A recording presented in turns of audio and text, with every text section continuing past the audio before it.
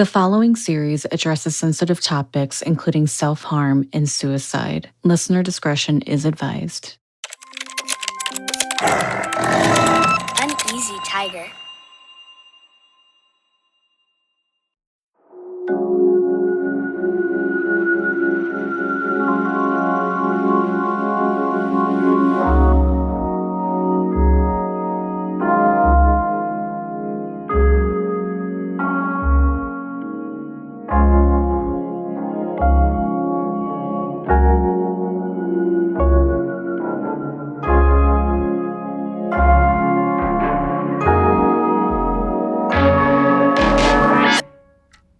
It felt strange, like I was talking to some alien who just took over her body, not my aunt. It's just so not like her to talk so defeatedly. She always had this, there's no problem too big outlook on life. So to see her so quiet and almost frail. Sounds like she's been a source of stability and strength for you. So naturally, it's going to be difficult seeing someone like that in such a vulnerable state. Yeah, I've never seen her like this. Sorry, I don't understand why we don't even know if the tumor is cancer, but she's already talking as if there's no hope. Does that feel reminiscent of your mother? I guess so.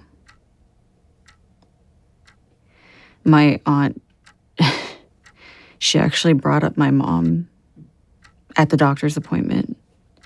Told me about how my mom loved this Chinese dish that I also loved growing up. I think my mom has been on her mind. When my aunt was in the hospital after the seizure, she was groggy and she kept calling me Sherry, my mom's name. And then she said some stuff in Mandarin, but I didn't catch it all. I've never heard my aunt talk about my mom this much.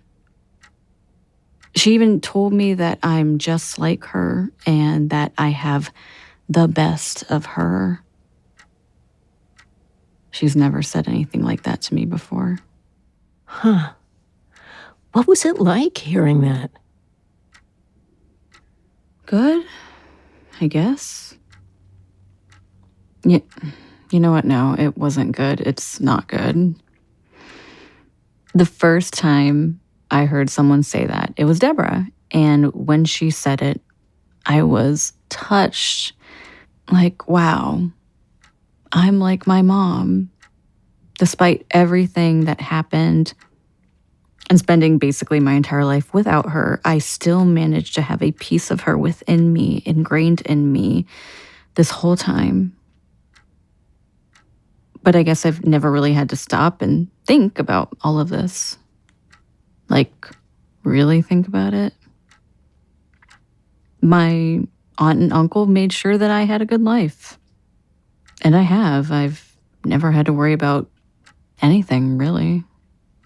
I've always had a roof over my head, food on the table, a good education.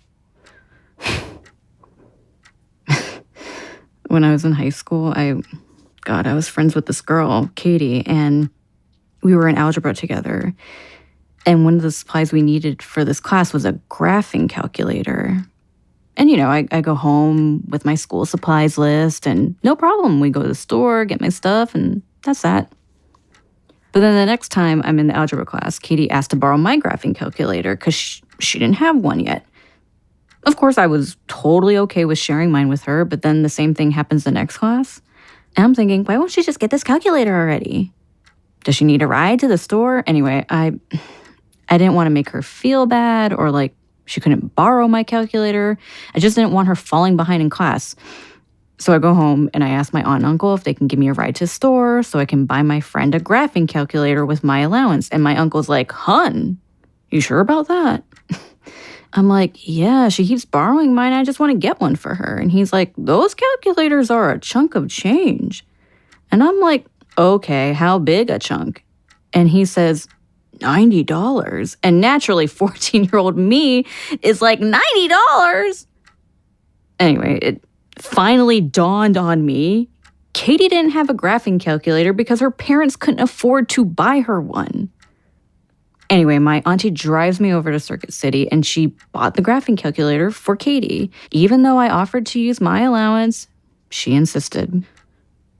We go home and my uncle starts taking the calculator out of the packaging and I'm just like, whoa, what are you doing? And he's like, we're taking it out of the package so you can hand it to her in class and tell her that your uncle had a spare. Don't want her feeling embarrassed. So I did just that. I went into class and casually handed her this calculator, said my uncle said she could keep it.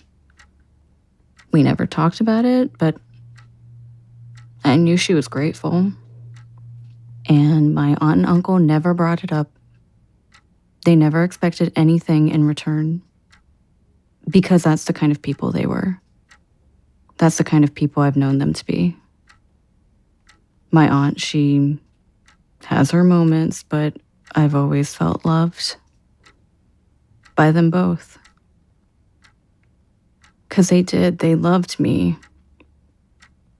Despite whatever happened between them and my mom, they loved me.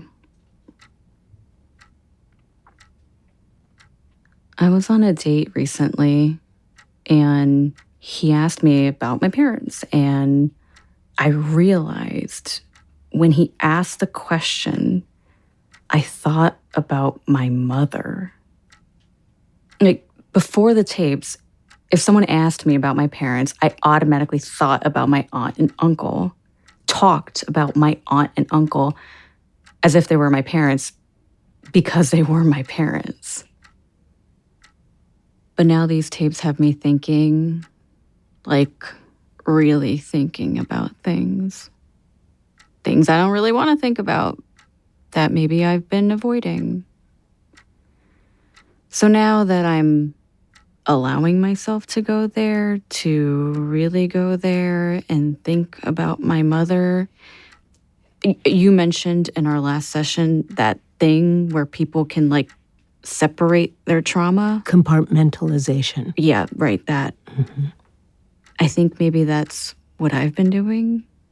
I've been compartmentalizing those thoughts. And what are those thoughts? That my mother left me.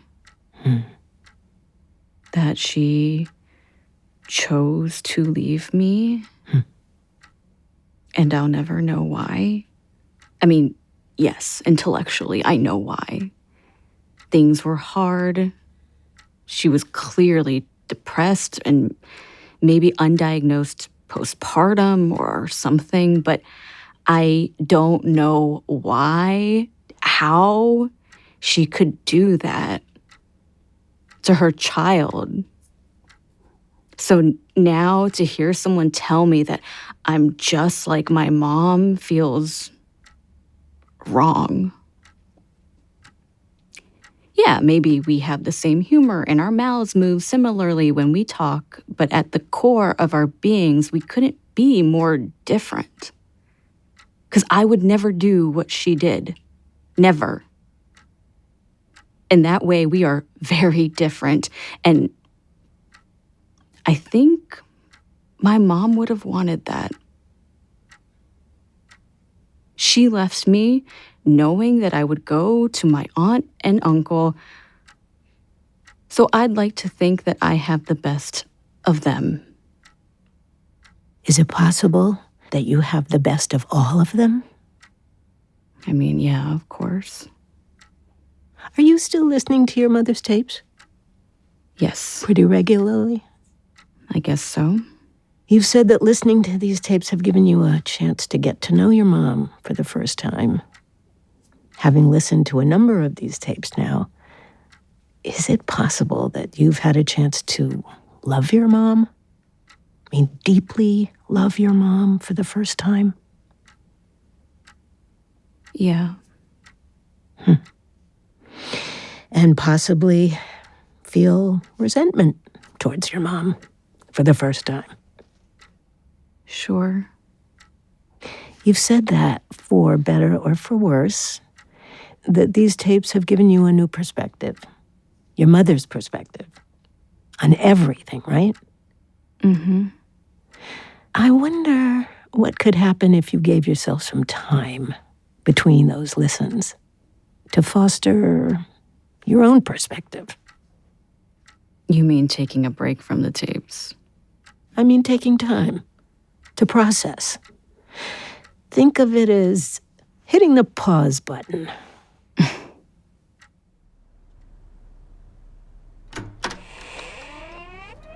Auntie. Uncle. Hello? Anyone here? Auntie?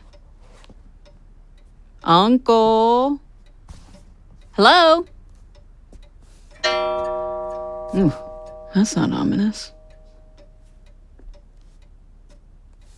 What the... Auntie? Are you in the attic? Oh, Lulu, come up, join me. Okay, what's up with all the horror movie tropes? Huh? Nothing. I'm coming. I don't remember this doorway being so tiny. Oh. What? I just pulled a muscle. You need to stretch. I stretch. You need to stretch every day. Oh, that's gonna set me back a week. I'll show you later how to stretch. I know how to stretch. But yeah, show me some moves later. What are you doing up here? I'm looking for a box. It seems that you've come to the right place. Jeez, I forgot we had so much junk up here. Not junk. Memories. Debatable. Can I help? Sure. Is there a certain kind of box I should be looking for? Big? Small? Old. An old box. Okay. It's... I've been meaning to...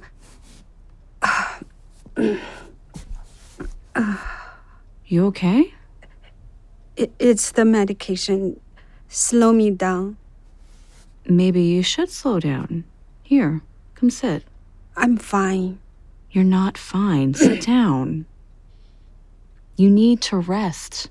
I will rest. How about you rest now? Here. You don't have to do anything. Except sit here with me and hold my hand. Okay? Okay. I saw your mom last night. Oh. In my dreams. She keeps coming to me. What happens in these dreams? I try to talk to her, but she doesn't talk back. Sometimes she looks like she's going to say something, but then I wake up. Lulu, there's so much I should have told you a long time ago. You can tell me now. Me and your mom, we didn't have the easiest lives. My father, he always struggled. When I was a child, he left Shanghai to go study in the U.S., and he never came back. Wait, but I thought you and Grandpa came to the U.S. when you were a teenager. No. After my mother died, I came to the U.S. by myself. Oh. When my father came to the U.S., he met a woman, another student. She was from Vietnam, and they had a baby. Your mom. Your mom and I are half-sisters. Shit. Right. So it's possible that I have a grandmother out there? Why wouldn't you tell me this? Because she wasn't a good... When I moved to the U.S., I moved in with Grandpa and his wife and your mom. It was hard for all of us. One day, I came home and your grandmother was gone. She left a note saying she was going back to Vietnam. And my father wasn't himself ever again. He was diagnosed with schizophrenia. And Sherry was so sad all the time. But we tried our best to take care of him. And then your mom, she got pregnant with you. And I was surprised, but happy, so happy. And then you came into the world and changed her. And changed me too. Suddenly, Sherry wanted to go to school and find a new job, improve her life. Your mom would go to school and Uncle and I would watch you. And I thought things were good. And your mom was okay.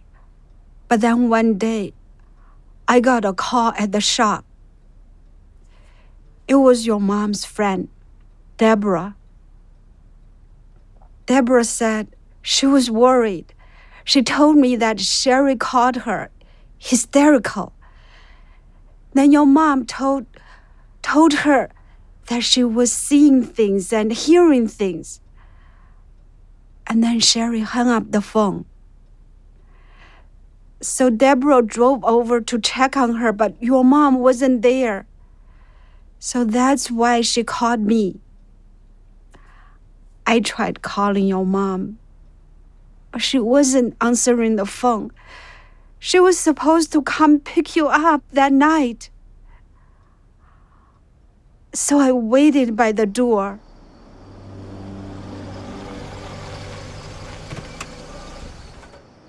Sherry. Hey. How are you? I'm cold. Why are you standing outside? I was worried. About?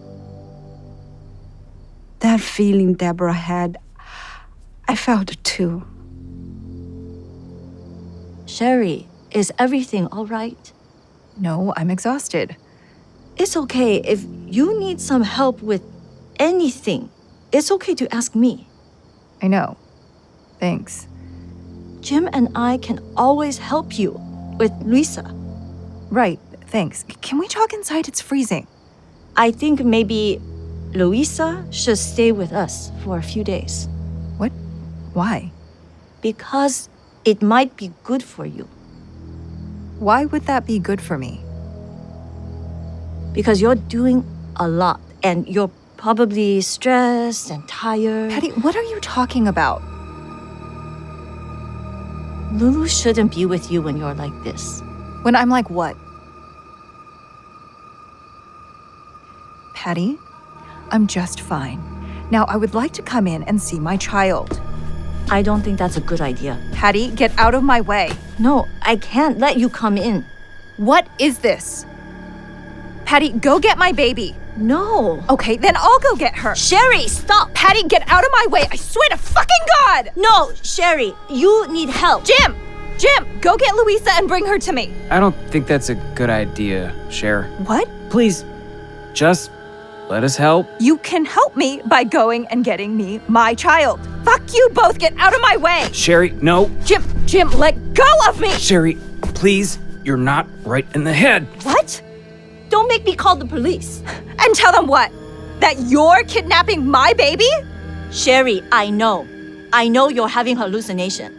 Deborah told me. I see. We're just trying to do what's best, Cher. You have a history. Don't I know it? I've always been the crazy little sister. Right, Patty? How convenient. For you both. Luisa can stay with us until we can get you help. You mean lock me up in a loony bin? Like you tried to do with Dad? I tried to get him help. The fuck you did! Get off me! I'm getting Luisa. Sherry, I don't want to get the police involved. Jim, don't listen to her. You know me. Hey, Jim! Everything okay over there? Yep, everything's fine, Larry. Thank you. Right, Sherry? Everything's fine. There's no need for anyone else to get involved, right? Yeah. Right. Sherry, we'll get you help, okay? I promise everything will be fine.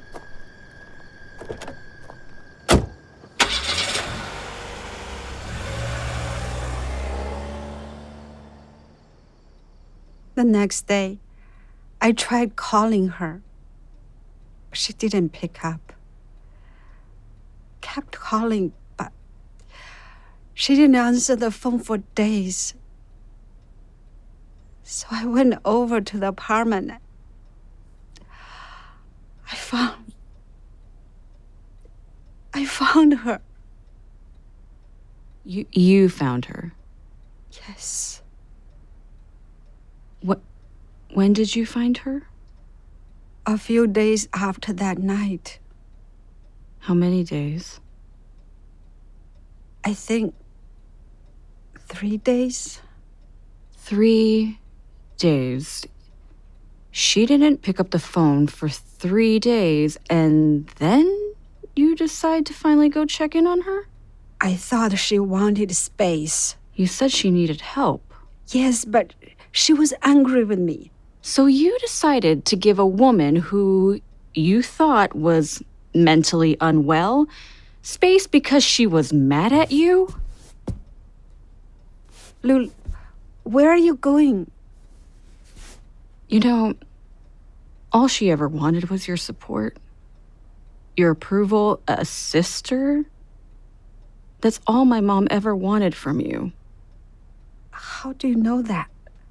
She was struggling, but she would never do anything to hurt me, and you knew that. But you had to have control, right? To make yourself feel better for the mistakes your father made. When she tried to take her life the first time, what did you do then? That's right. You did nothing. Louisa. Oh, I'm so tired of all of the lies and the secrets and the bullshit to protect me. I was trying to protect you. I have spent so many years wondering why my mother would rather be dead than be here with me. I didn't think she would. I'm sorry. Yeah, aren't you all? Lulu, don't go. Louisa, please come back.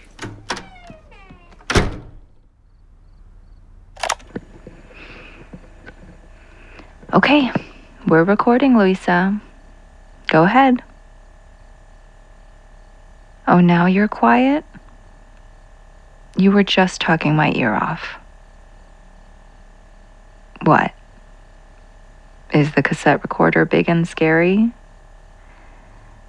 Yeah, I know.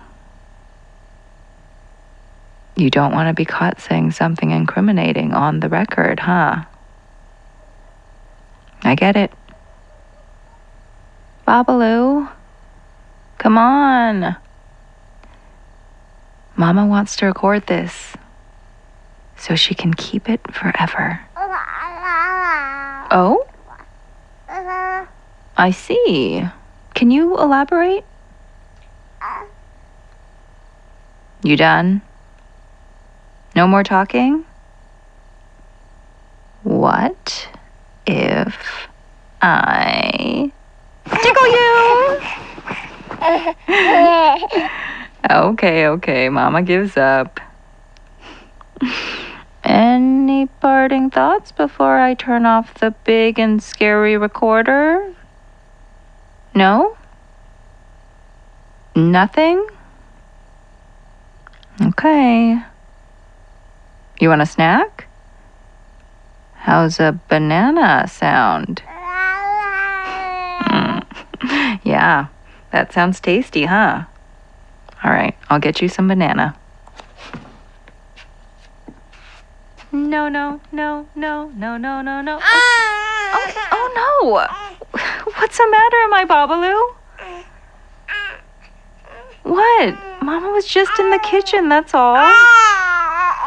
Oh, you want to be with Mama? Okay, let's get you out of here. Gonna miss your love the minute you walk out that door. Please don't go. Don't go. Don't go away. Please don't go. Ha, yes. Brilliant. Yep. Love this. Oh, God, yep. This made me sob uncontrollably. My assistant will email you all this in a PDF. Yeah, great. Yep, all just tiny notes. Take them with a grain of salt. Okie doke. Lisa, seriously, I sat in bed last night weeping, and then I burst out laughing again, and then I wept some more, and then I cackled. My husband kept looking at me, very concerned. Yeah, well, that's the experience I want for the reader. And you're doing it, my friend. I'm glad you think so.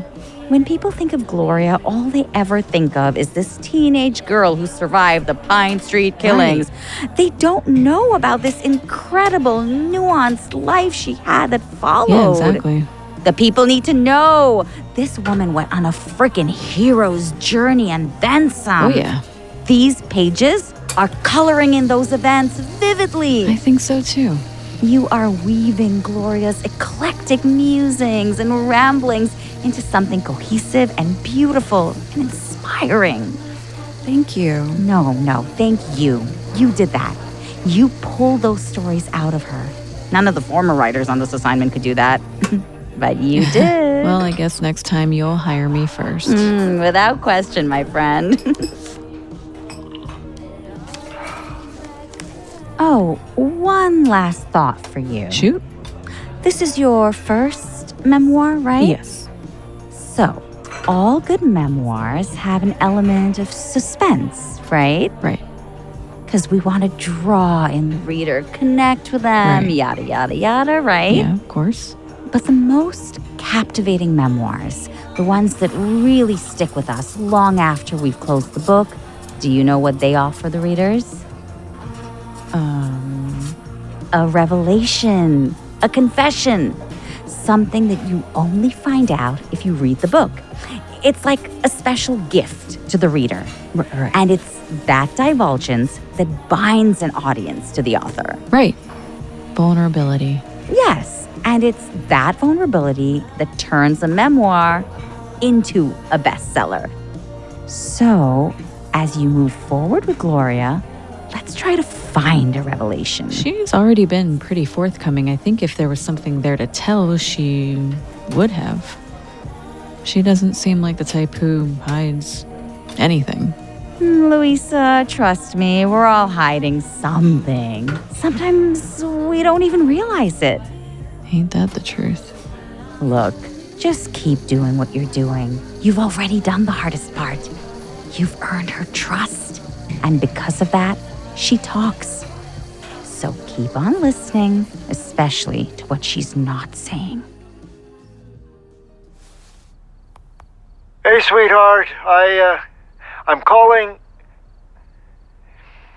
You know why I'm calling. Dear, I hope you know that Listen, we love you so much, so much, and I hope you know that. Please, call us back. Oh, hello there. I'm just walking around Munich, and I ended up strolling past this garment shop. They had some lederhosen in there. So, I did try on a pair, and you were right. I have legs for lederhosen, and I'm going to send you the proof soon. Anyway, I miss you a lot. I'd love to FaceTime or talk whenever. I know the time difference. We can figure out a time. Hope you're taking care of yourself, don't beat yourself up. Writing comes when it comes. I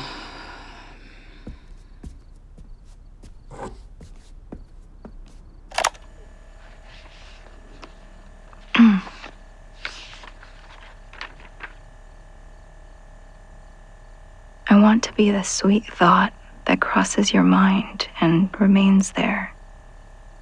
But I am not wanted. I want to be a bird in formation with a soaring echelon.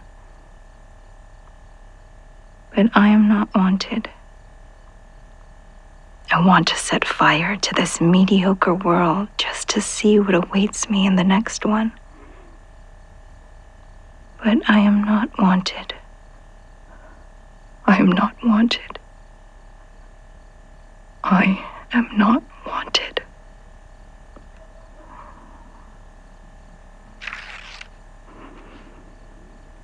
Yep, that'll do.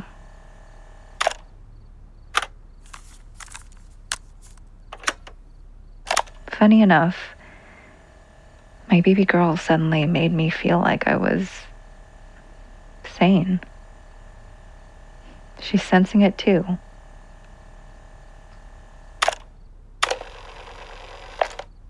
Along the trail, we saw this beautiful lizard of some sort.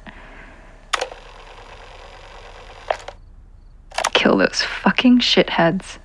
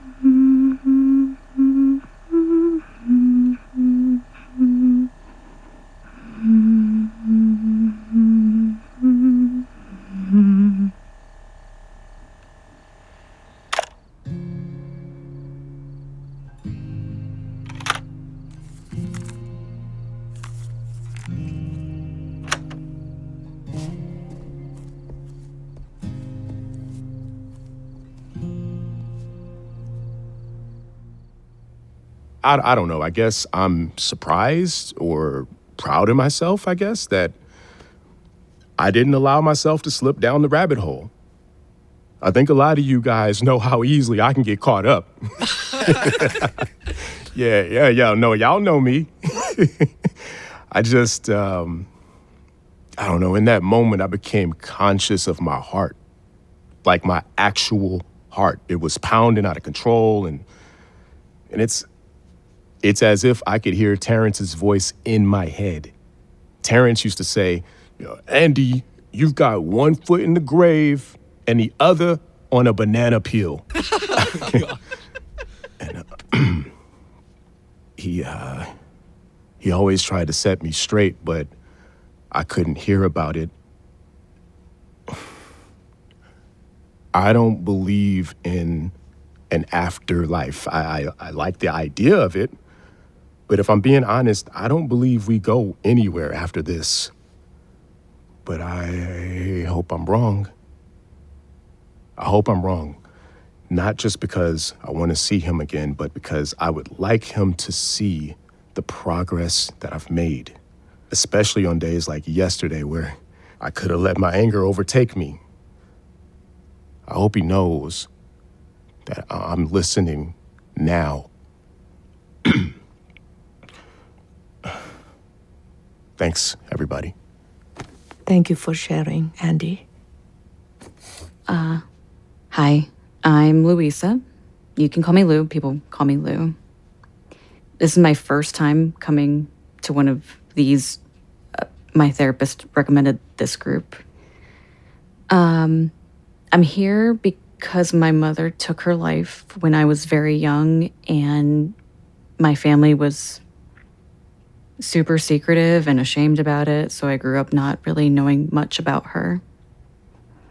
But a few months ago, I was given these tapes, these audio journal tapes that my mom recorded, which was the most incredible gift I could have ever received. Hearing her voice for the first time, hearing her laugh, hearing her hum. The woman loved to hum. Anyway, it's been amazing. But it's also been hard, really hard. So much so that I took all of the tapes and dropped them off at my best friend's house a few days ago because I need a break from them. And I don't trust myself to do that. Probably because I've never processed my mom's death or learned how to. And God, I have no excuse. Just Googling this group alone brought up so many resources that I wish my mom could have had. So yeah, I'd like to learn how to deal with all of this. Even if it's just to hear her voice again.